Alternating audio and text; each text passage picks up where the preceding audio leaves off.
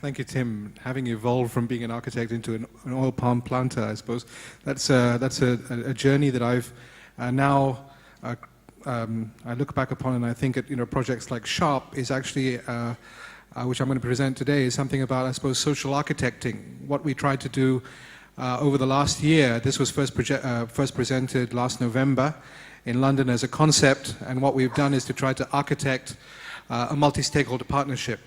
Can I have the next? Oh, I'm doing the next slide. All right, that's this one. What is Sharp?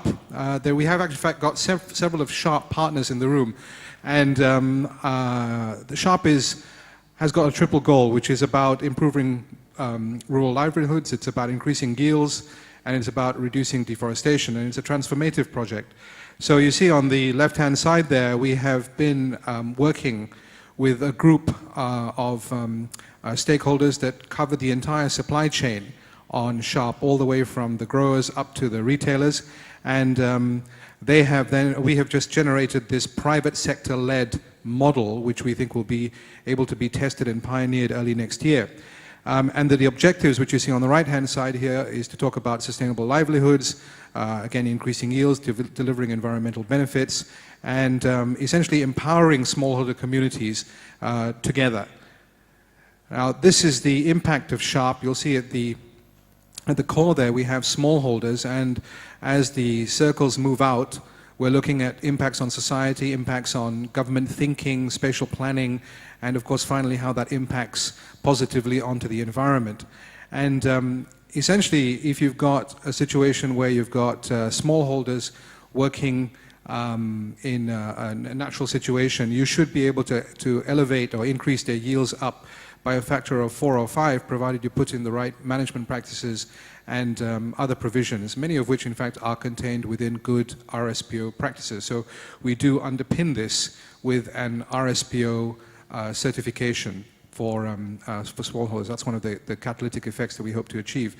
This slide gives you an indication of the partners that have been involved since the beginning and to this day, and you'll see that you have a number of fairly big names and brands in there who have dedicated a significant amount of time and effort and thoughts and input into building this model.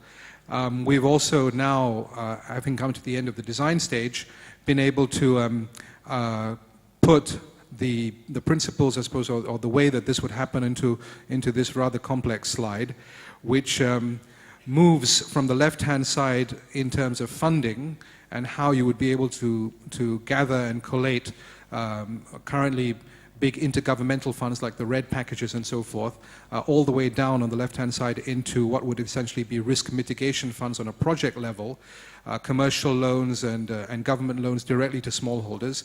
And then these would then be guaranteed by palm oil companies because the benefits that they get include increased yield and reduced risk. And the Sharp Foundation is essentially a way of putting together a series of delivery partners to be able to implement projects more effectively that concern private companies and their smallholders within their supply chain.